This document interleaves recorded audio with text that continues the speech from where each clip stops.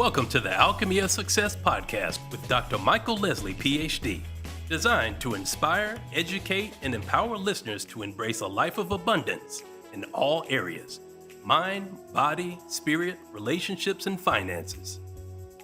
Let's get started.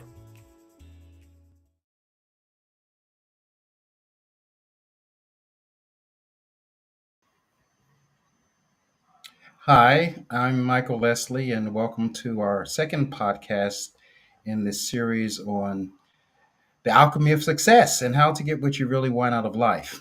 And tonight I have a special guest, Melissa Coley, and I want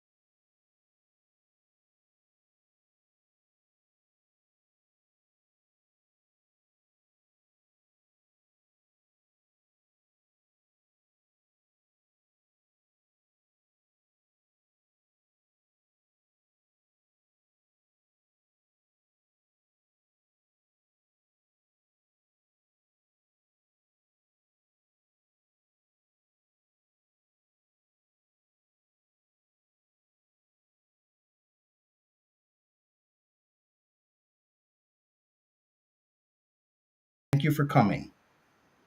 Amazing, Dr. Michael. Thank you for having me.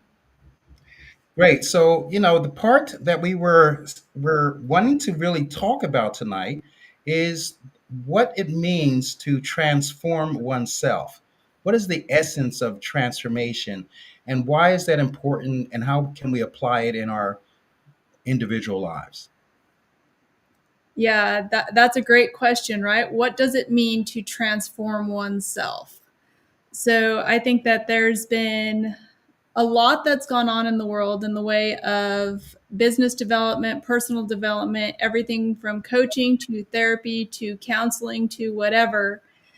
And that transformation sometimes, because of the subconscious programs of which these other programs are created, tend not to go inside ourselves. So that personal transformation is more of a journey within to teach us how to feel those emotions potentially that have been suppressed from a very young age. Well, Vanessa, we have a little technical issue right now. Some of our listeners are saying they have no sound, so I'm Okay. going to help. We can get that remedy, Jason, if it's something that needs to be addressed on your side. Um, but we're going to continue speaking to each other while Jason addresses that. I wonder if you were talking to a layperson about this, Melissa. What would you say is transformation? If they ask you how's transformation different from inspiration, or how's inspiration different from motivation? What is it that's in transformation that's not present in any of these other approaches to making our lives what we want them to be?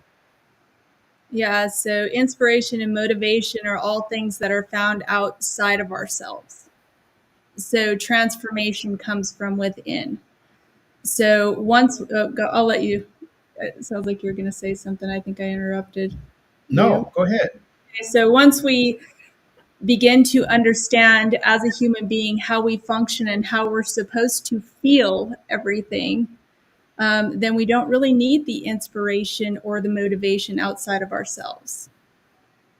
Okay, got it. So it looks like transformation might really be the fundamental thing that each one of us wants to have if we're wanting to achieve our goals, or if we're wanting to feel better about ourselves, or if we want to get even a sense that we're on track.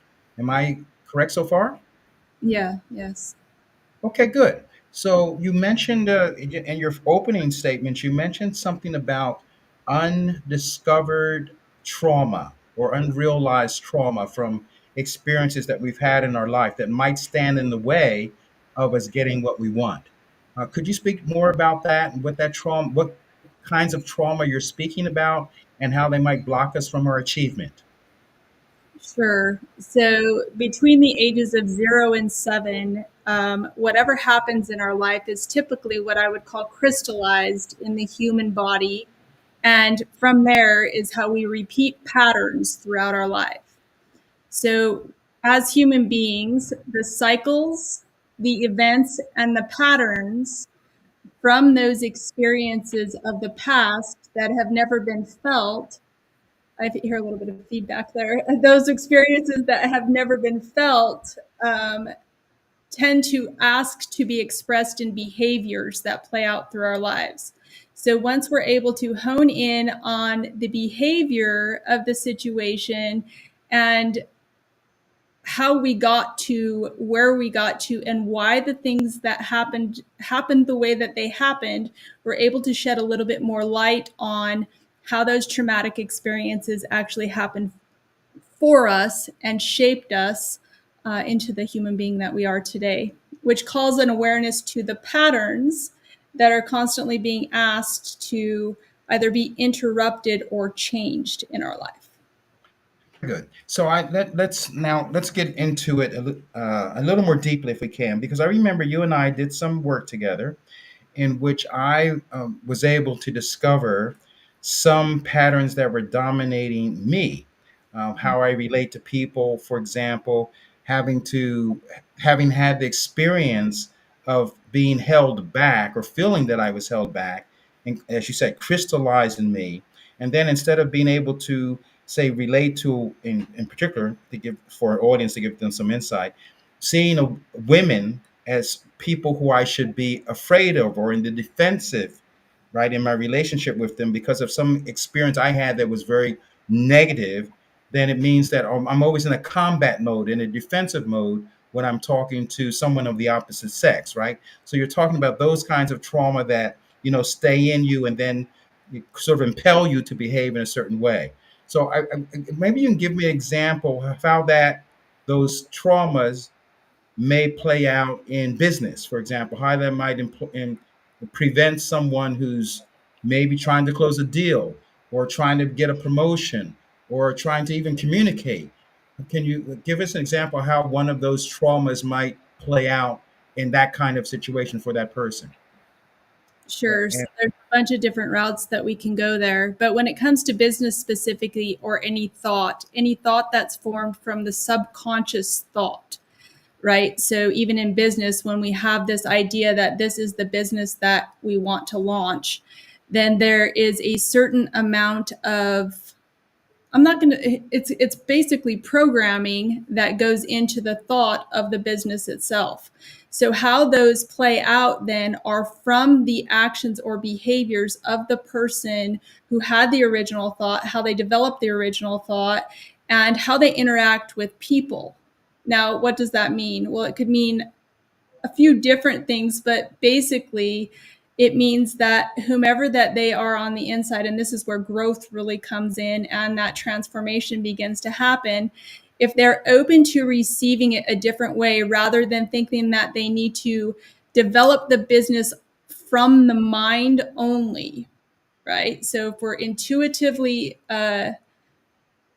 in tune with who we are, then we're open to receive those answers from the embedded trauma that exists within us, and the way that that's typically projected from us and how others can hear it in us is from the authenticity of our voice. So the resonance from the frequency of our voice, you can actually sense the different transformation levels that somebody goes through for whatever it is that they're creating. So I can go deeper there as well. There's a lot Yeah, to it. this is good. Well, let's follow. I mean, let's follow the thread. So I hear you saying that our how we actually, if we're talking about actual communication, me talking to you or me talking to someone I'm doing business with or that I want to do business with, there's something that shows up in the tonality, if you would, or the way I speak that unbeknownst to me is having an impact on how successful I'm going to be in that conversation. Am I good so far? Absolutely. In sales and in everything. Yes. Okay.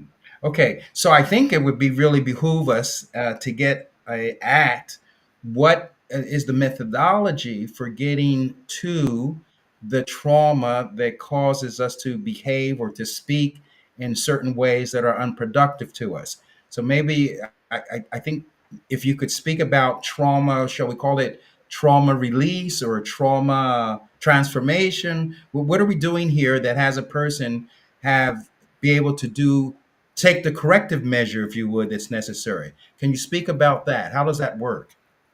Yeah, sure. So the methodology is different, I'm going to say, for everyone, depending on where they are. And that's where, whether it be a group setting or an individual setting, I'm able to go in with the person and help them discover how they're emotionally formed, how the emotional intelligence is formed from a young age.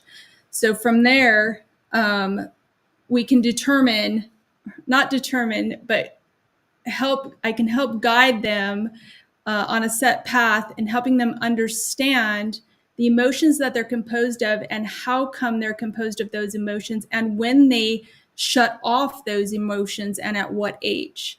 So if I can hone in on when they became emotionally disconnected or whatever event happened for them to be less in tune with themselves, which would have, I don't know, rendered them a little bit more unconscious, right? Because I believe that we're born in a conscious state.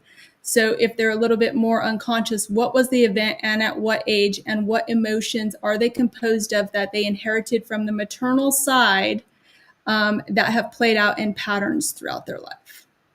Hmm. And so once they've identified what those emotions were, what happens next? So once they've identified what the emotions are, it's a step-by-step process, but it's a matter of feeling and then teaching them to allow the feeling to be felt. So with everything that comes in from the thinking mind, it's different. We don't have to go the mind plane and discuss all of that today, but everything that comes in from the mind, it's like, okay, well, there's the thought. And in this instant, what is asking to be felt? We're And teaching the person how to feel. yeah, very good. So you're good. So we find out what happened. We find out what was not expressed in terms of feeling. then the next step is to actually feel the thing that has been blocked, if you would, that we have, that the person was not, or that in my case, whatever I wasn't able to express as a result of being feeling that I was being maybe I hate to use the word attacked, but maybe I felt very uncomfortable in some interaction with a woman, right? And I'm just putting this there because that's what's present for me in this conversation.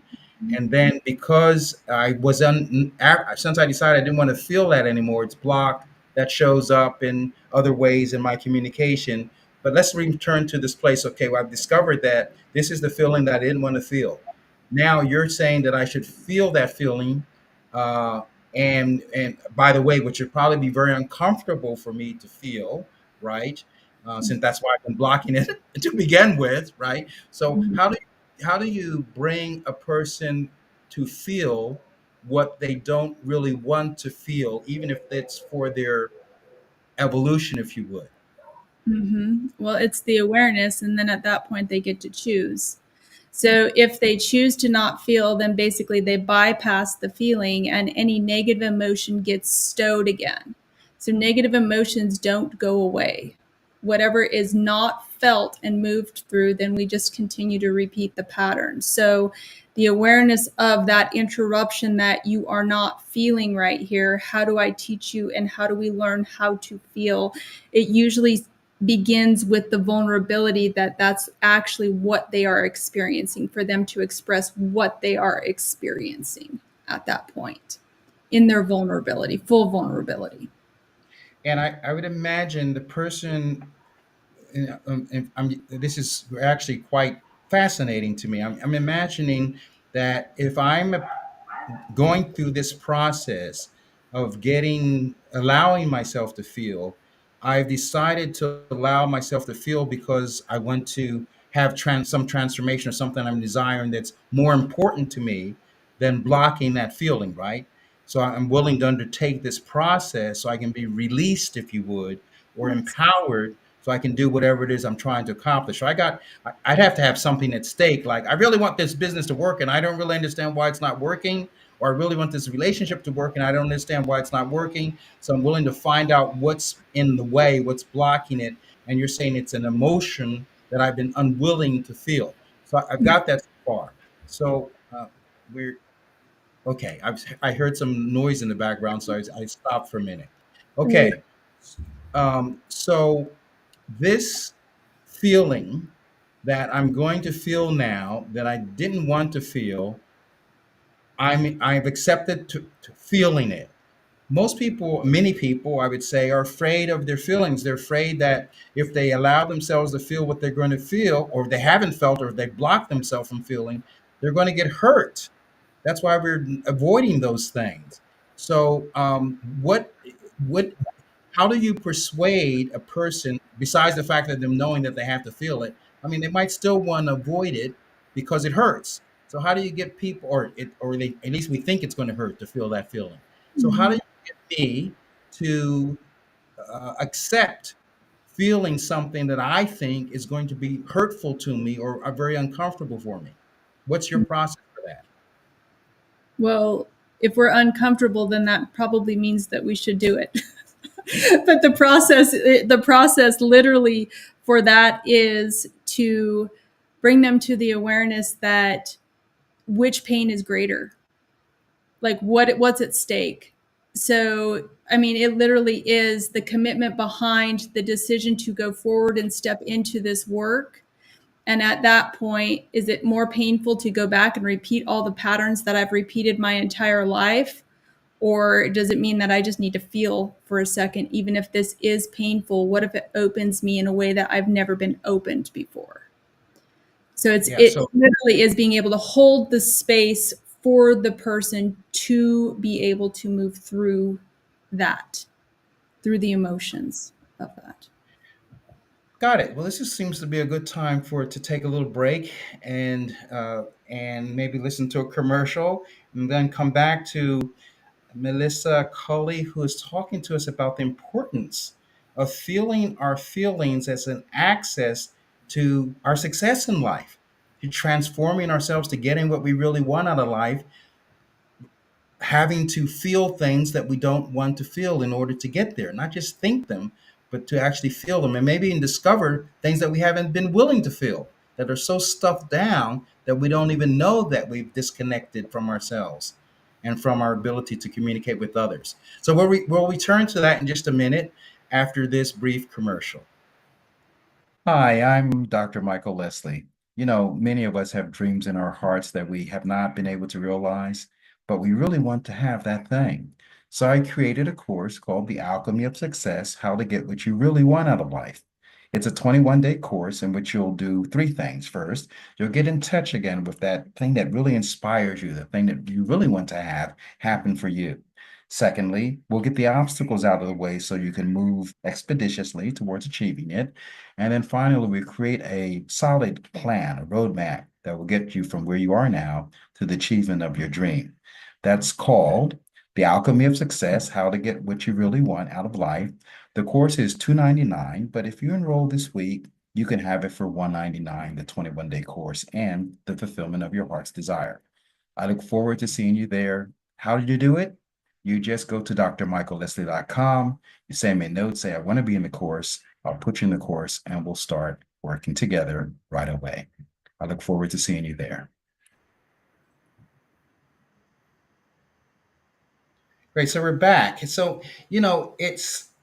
I feel like one of those obstacles that I, talk about removing in my course is probably one of the obstacles you're best at removing, which is the not being able to feel, right? Not being having access to the part of yourself that well, here's a good question for you. So, what does feeling make available to you? I mean, so we spend so much time. Some people are all about their feelings, right? And some people don't want to feel anything at all. That's the last thing they want to do is to feel something, especially if it's uncomfortable. So, what is it that feeling and allowing ourselves to feel gives us access to that otherwise is not available?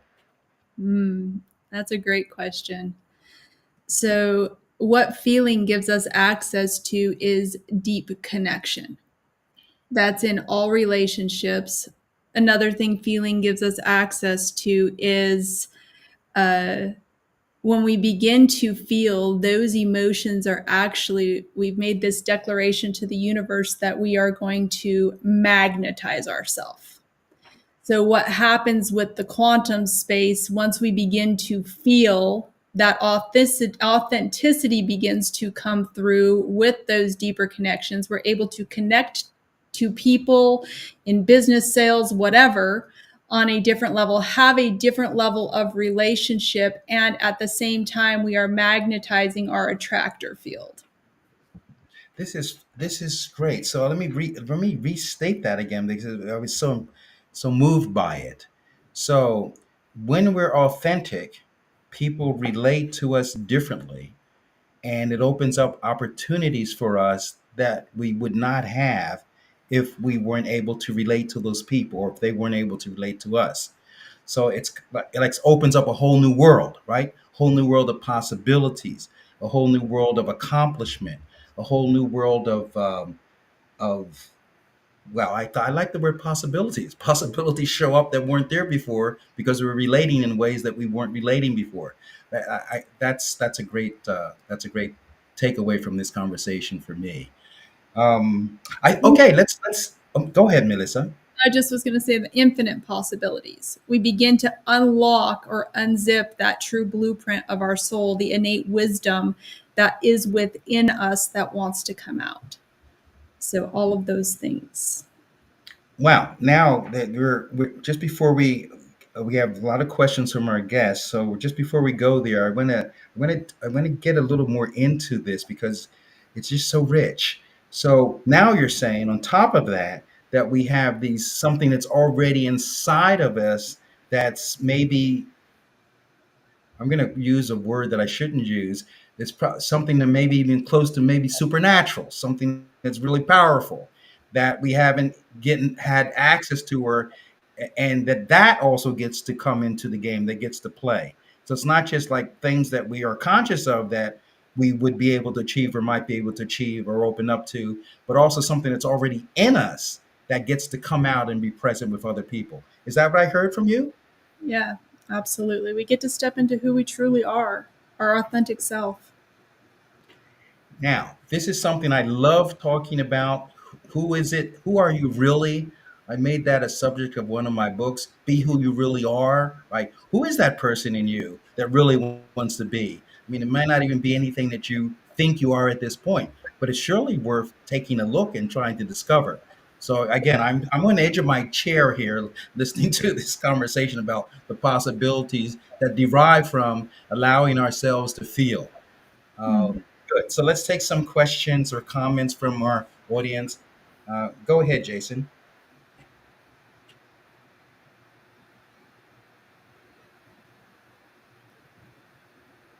Uh, okay, I can hardly read that, so you'll have to read it for us or something.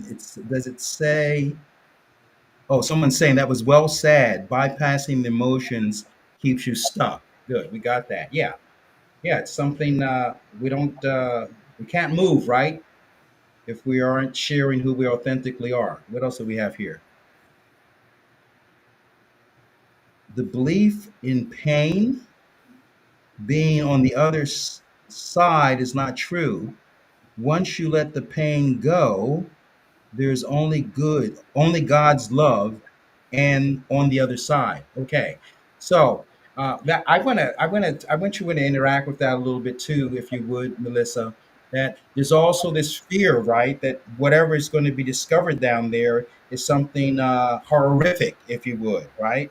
So, and I guess that's what my question to you was. Well, I mean, if I didn't want to see it in the first place, why would I want to see it now, right? So, Yeah, what do yeah. you tell people? What do you tell people when they say, "Oh, this is just too much to take on. I don't really want to do this. I don't want to go any further than this. I'd rather stay with my half life that I'm having now than to deal with that life that I just, don't want to that I hate." Hmm. Yeah, that's where there is no shame.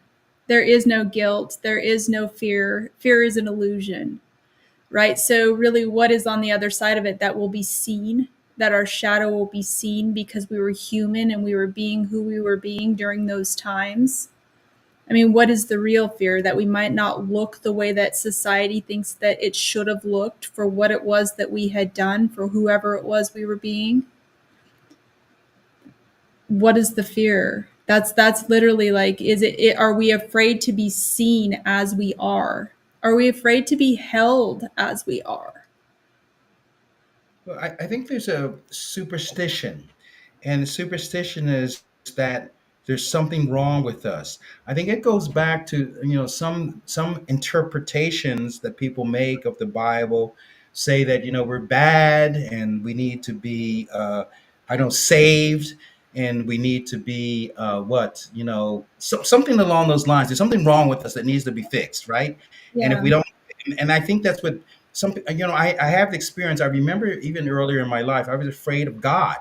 Like God's out to get me, right? Because I've done all these wrong things and I'm going to be punished, going to go to hell and the everlasting fire and burn forever. I mean, a lot of people have that in their background of the experience of that's what's waiting for them, and that's probably why they're afraid to take a look at who they Mhm. might be or who they are, right? Like who they are is not good, right? And that's why they don't want to go there. They don't want to feel that.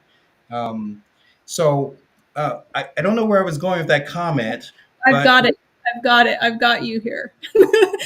So, where you're going, the abstract beliefs. Us as humans, we are programmed from the time that we're born when we come into this hologram, say.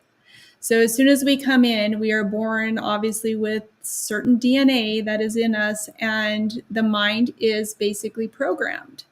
So if we look at the abstract beliefs and we can discover why it is that we believe what we believe to begin with, which typically, as soon as we start breaking down and laying out those beliefs on the table, it's not a matter of, okay, you believe this and this is right or this is wrong. It's literally a matter of releasing and understanding that nobody's going to save us but ourselves at the end of the day. The only person that would ever be there for me when I was 6 years old, my grandfather told me, was God. And he was right. And at the same time, I cursed God a lot of the time because things weren't going how I thought they should be going.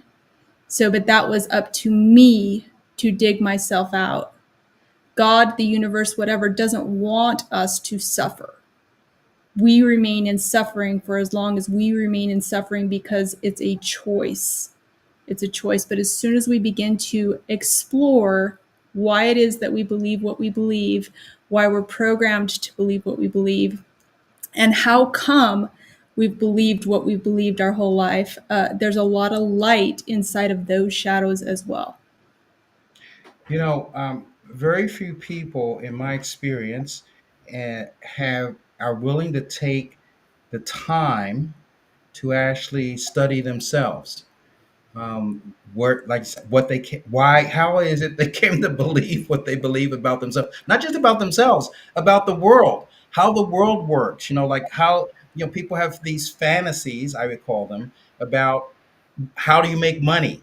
They have fantasies about how you, what's the appropriate way to be in order to be successful. Like, there's all these success books. If you do this, this, and this, you'll get success, right? And these are, in some ways, fantasies, or at least stories, something people made up about the road to get from here to there. I remember, when people talk about, oh, in order, this is just a concrete one that I love. In order to take, if you want to go on vacation in Thailand, then you need to have $10,000, and you need to be able to book a hotel, and you have to all this stuff that people make up. Then you look around, you find people go backpacking and they go to Thailand for $500, right? So we make up these stories, and then we believe they're true, and then we operate as though they are true, and then we and those same stories keep us from doing and getting and having the outcome that we want, because we can't do those things. We can't create those paths. Some of them don't even fit us. They're not for us to do. So I get excited about this because I've spent a lot of time traveling, and I see people who save their whole lives so they can go somewhere when they're 60 or 70 or 80. I've been traveling since I was 20, right? Going abroad 20, 30. My son is in Brazil right now. So it's not like you need to have the part of the alchemy of success is realizing that a lot of what we're holding on to is not going to help us be successful, i.e., not expressing ourselves, not being, not feeling what we need to feel, is not going to help us get to where we want to go. It's just the opposite way around. So, another from our audience. Let's see what else our audience has for this. So, who else has a comment, or a yeah, but, or, a perspective that they want to share, that you want to share with us? Go ahead, Jason. If there's anything else there.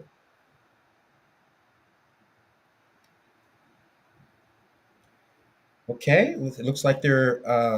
I don't know about the do they. I'm not sure what that's referring to, but the condition is real. I'm just reading it. Rise above your limited beliefs in our childhood environment and society. Okay, so I have this is question is for you, I think, Melissa. So, how do you rise above your culture? How do you rise above?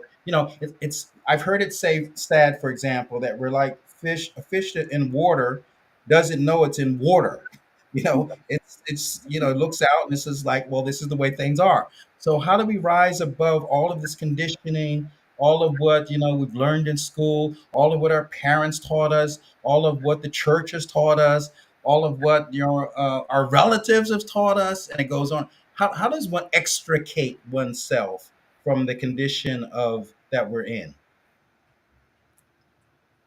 Interesting question. So I think there's a couple of answers there.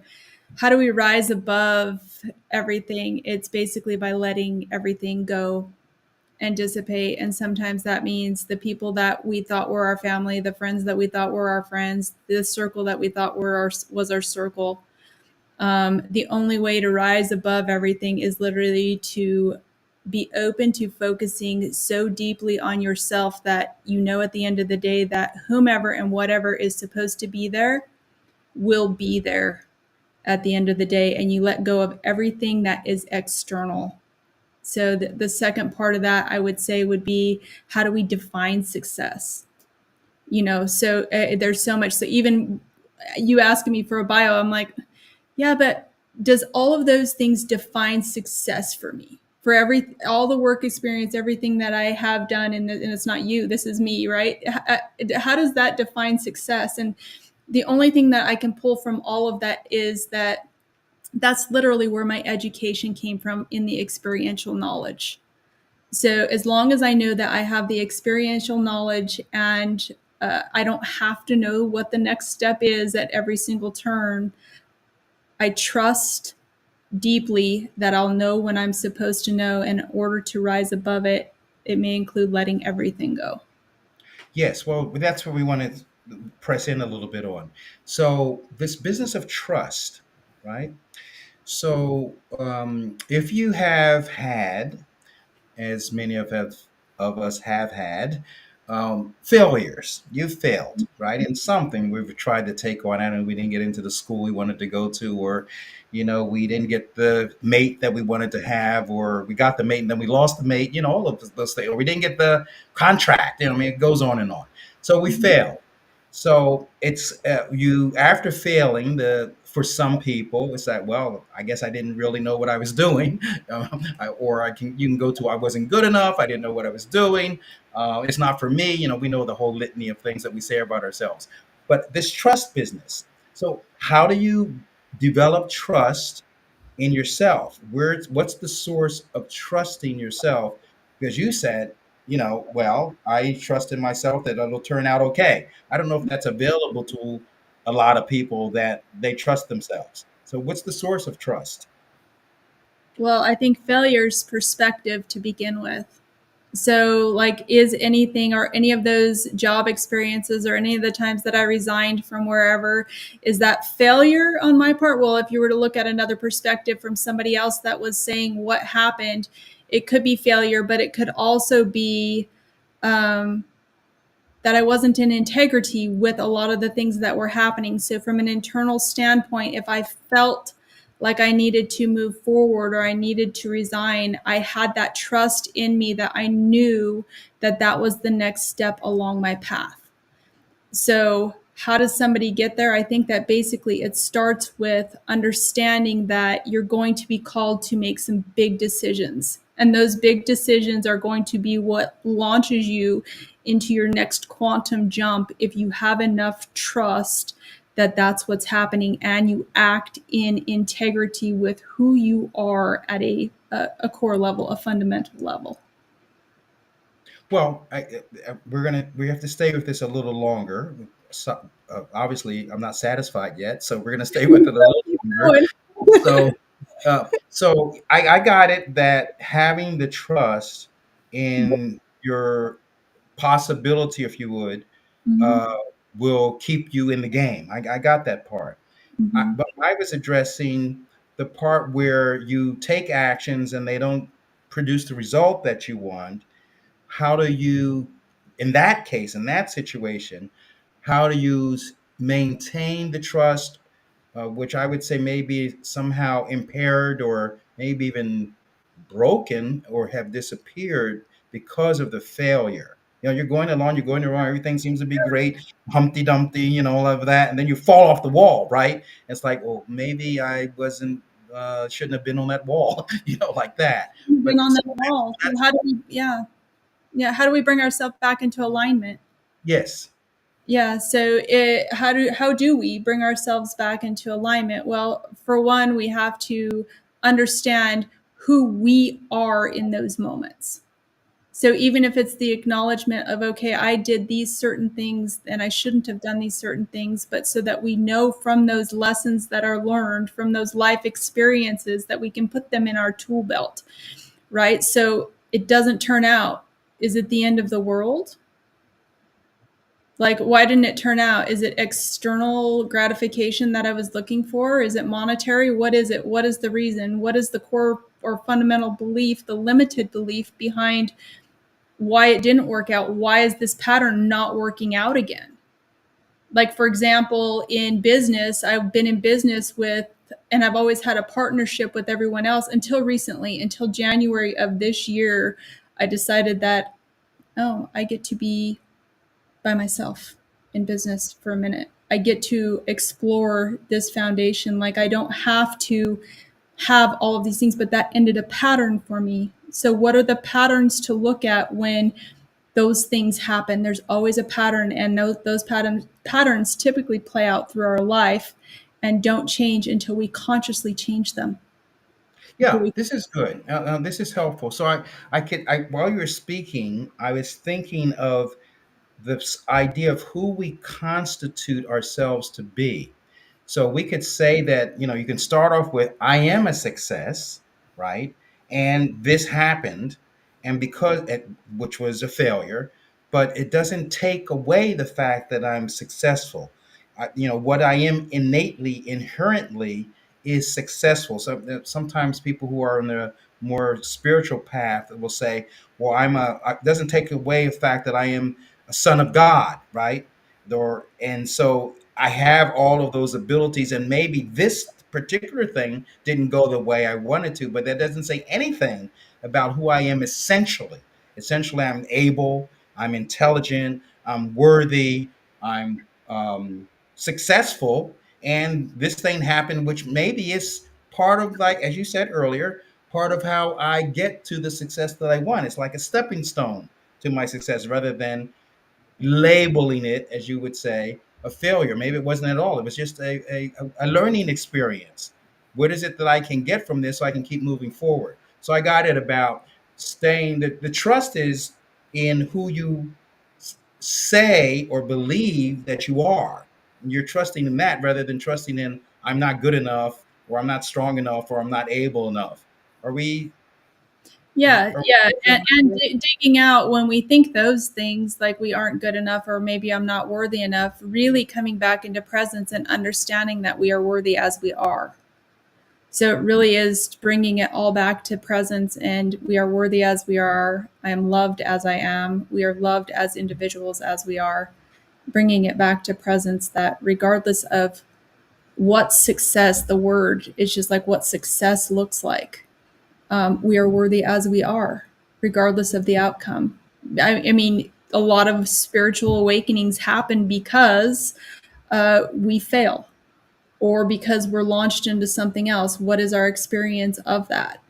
I mean, we can go deeper as far as success goes all day long, I feel like. So it really is what the human mind tries to tell us that success should look like, which really the only success is internal. And we're going to take another break. So let's do a commercial break again, and we'll come back and we'll have a few more comments before we wrap up tonight. Okay. Hi, I'm Dr. Michael Leslie. Many of us have dreams in our hearts that we have not been able to realize, but we really want to have that thing. So I created a course called The Alchemy of Success: How to Get What You Really Want Out of Life. It's a 21-day course in which you'll do three things. First, you'll get in touch again with that thing that really inspires you, the thing that you really want to have happen for you. Secondly, we'll get the obstacles out of the way so you can move expeditiously towards achieving it. And then finally, we create a solid plan, a roadmap that will get you from where you are now to the achievement of your dream. That's called The Alchemy of Success: How to Get What You Really Want Out of Life. The course is $299, but if you enroll this week, you can have it for $199, the 21-day course and the fulfillment of your heart's desire. I look forward to seeing you there. How did you do it? You just go to drmichaelleslie.com. You send me a note, say, I want to be in the course. I'll put you in the course and we'll start working together right away. I look forward to seeing you there. Great. So we're going to take some questions or comments from our audience again. So go ahead, Jason, put them up and we'll hear what people want to know.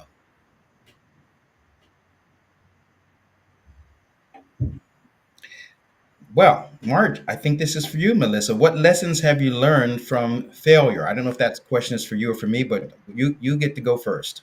Well, I don't know that we have enough time to answer that question. Give them one. Give them one. I'll give them one. How's that? Yeah. So, what lessons have I learned? That it's never the other person; it's always me. Whoa. Oh, that's well. I don't know if I can. I don't know if I can top that one. never the other person. It's always me. That's that's great. I think I used to know that answer. I don't think Lately, that's the right answer. That's the one that came to me, though. well, what I've learned is that uh, all the things that I did not succeed at were pointing me to where I'm succeeding now.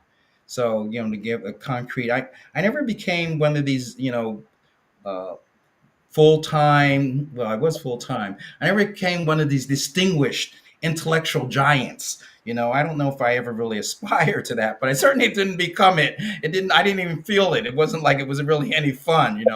But I always liked this part, feeling to do that allowed me to do this. Right, I can be more present with people and have a lot more fun. So that's an answer to the question of uh, well, one of our listeners. What else we have here? Everything happens when it's supposed to happen, not when you want it, but when it's needed. What do you see there, Melissa? So I think as we allow it to unfold instead of forcing it, and that's with everything, relationships, business, or whatever, as we are being, if you want to call it that, and coming back to presence, then all of that kind of goes away. Whatever is supposed to happen has already happened, and it happens for me. It happens for us as individuals. Yeah, say that again. Whatever was supposed to happen has already happened. Whatever is supposed to happen has already happened. So it brings me right back to presence, and I don't have to look outside of myself. So whatever has already happened it's happened for me already. Got it. Got It's it. all trust as well. Yeah, I think I've got that. I'm just wondering if I had anything to add to that. Um, no, I don't. Go next. If we don't change suffering, then yes, it is a choice. Yeah, like you said something about this earlier, Melissa. Some people really don't want to get out of what they're in. They're actually, what do we call it? They are sold on being in whatever state they're in, even if it's miserable, right? And so, I had a conversation with someone the other day. It's not my phrase. It's a quote that I read, and it's from a Roman philosopher. It's he who cannot be counseled cannot be helped. And in the Spanish version of that is sufres porque quieres.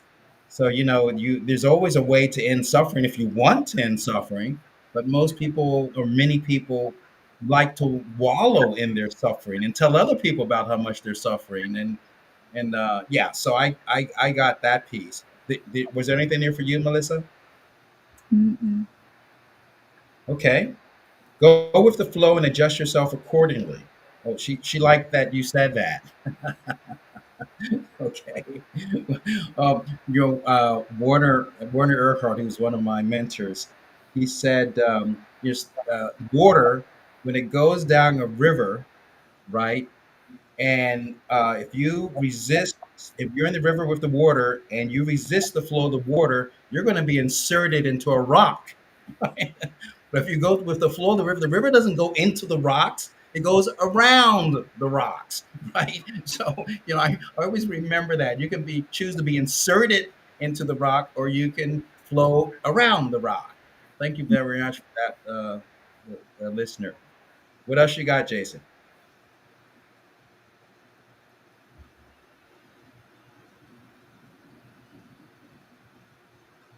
Mm. What's that hum about, Melissa? There are some benefits of suffering. You get attention from others. That's interesting.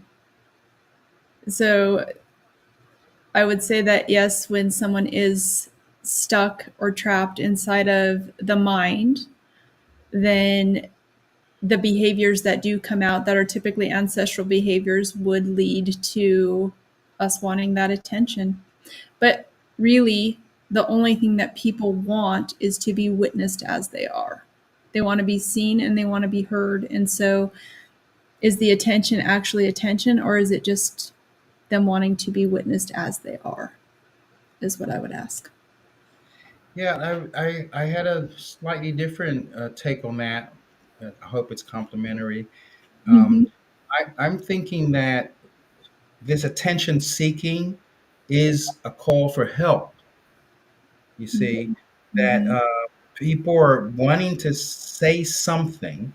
You would might, or as you would put it, maybe a little more philosophically, there's something in them that wants to be out, right? That wants to be heard, and that's the only, and they don't know how to get that out or get that heard, so they're using that's some other mechanism to get people to pay attention to them, right? Interact with them and hoping that if this person interacts with them, they'll actually get to what they really want to talk about and say. It reminds me of another thing is some people, when you they keep repeating the same thing over and over again when you're talking to them, right? And it's Mm-hmm. like you get the impression that first I used to get the impression that, well, they're not listening. But then I got to think that they don't feel they've been heard by me. Whatever they're trying to say, they're clear that I haven't heard what that is. And that's why they're repeating it over and over again. Kind of get me to wake up, like, wake up, I'm trying to tell you something, like that. Yeah. Yeah. Yeah. Good, good, good.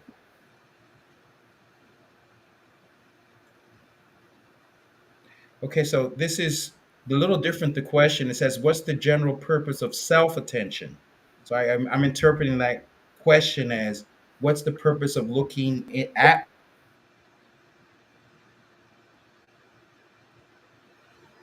Oh,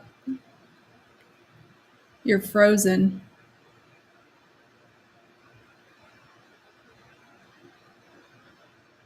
Not sure if I lost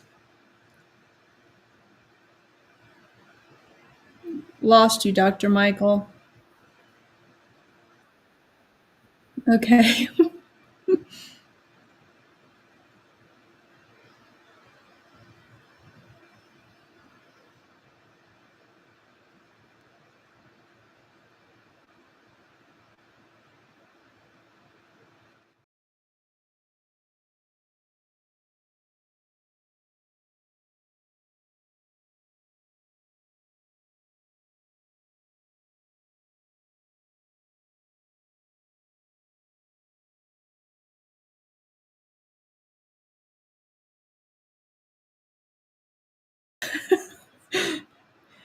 Oh, there I'm on stage. I guess I am still here. I could talk to you.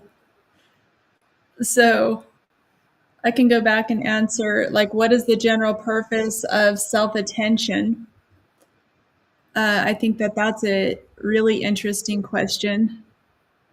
It depends on how we're defining self attention, if it's external, if it's through vanity, or if we're actually seeking attention through pain, is what I would say. Those are the two distinctions for the self attention that I would say.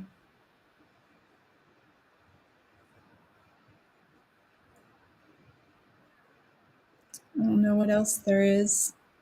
Let's see.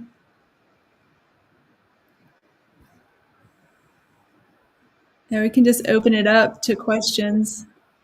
Hopefully, Dr. Michael can make it back.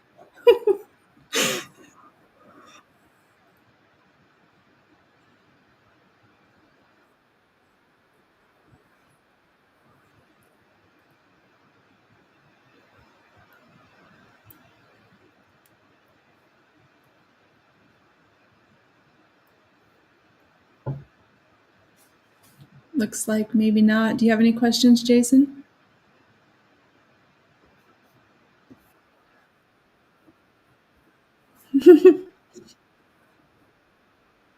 Okay, there he is. Oh, he was back for a minute. Now he's gone again. Okay, looks like we're back. Sorry about that. Um, the question we were on was the attention. So the question was, what's the benefit of placing attention on oneself rather than on what's out there? I think that was the intention of the question. What do you get out of focusing on yourself? Yeah, I would think that I answered it while you were gone, while you were Oh, in the good. wherever you were in the ether. But it was basically like, is the self attention? Is it vanity? What are we referring to when we're referring to, so that we have the distinction of self attention, or is it us seeking the validation of the attention? So self attention can be interpreted in many different ways. If we're talking about authentic self, I don't think it really relates to attention and what we're asking to have attention be drawn to. So I don't know.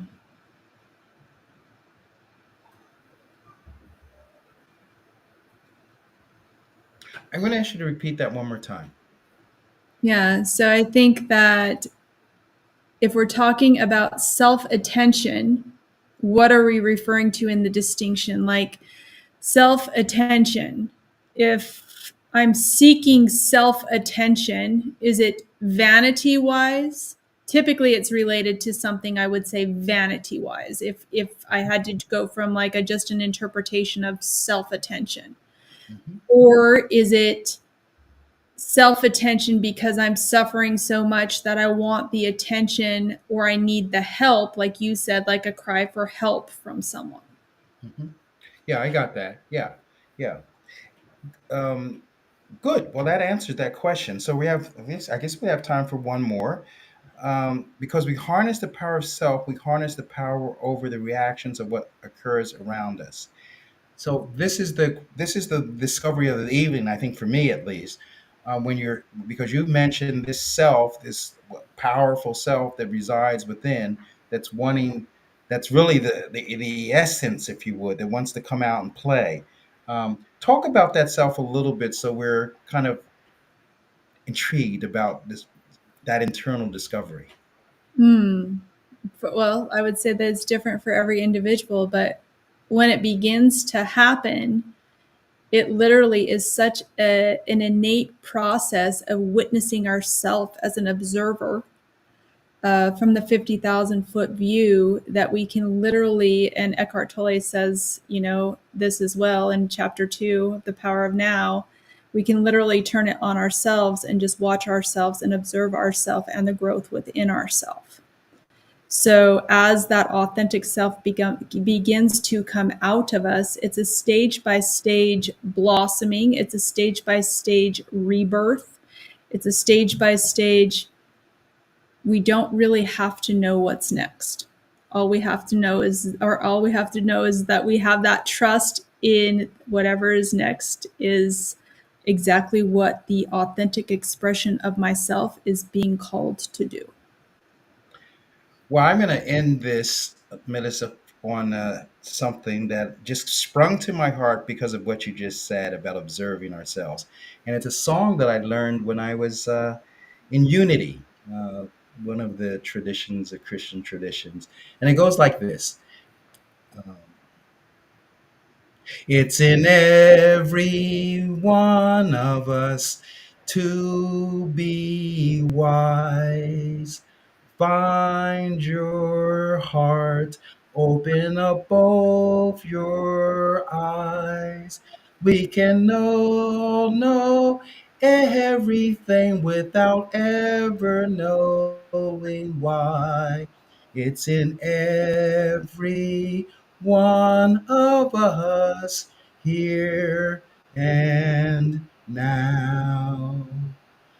So, on that note, thank you so much, Melissa Cully, transformation expert, master business innovation, entrepreneur, seeker, and guide, guide to our inner selves that can lead us to a greater experience of who we actually are.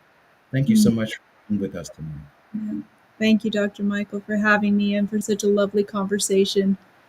So, And how do people find you? I'm all over the web. So, Melissa at scorpionalchemia.com is my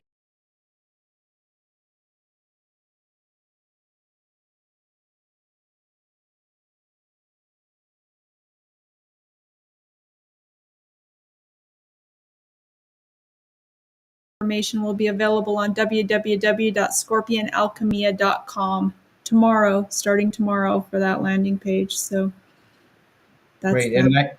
And what we'll do, well, this is recorded, so you can also find the card that was put up just a few minutes ago.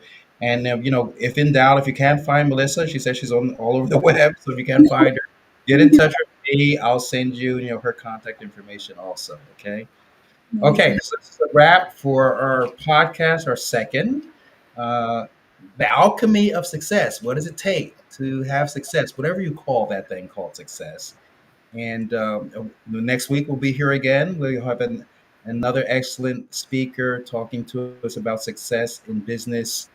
His name is Bob, and he'll be with us tomorrow. I'm sorry, Tuesday, 8 days or 7 days from now. Melissa, thank you so much. I really appreciate you. And good night to all of you. We'll see you next week. Bye. Thanks, Dr. Michael. My pleasure. Thank you for watching the Alchemy of Success podcast. Don't forget to like, comment, and subscribe. See you next week.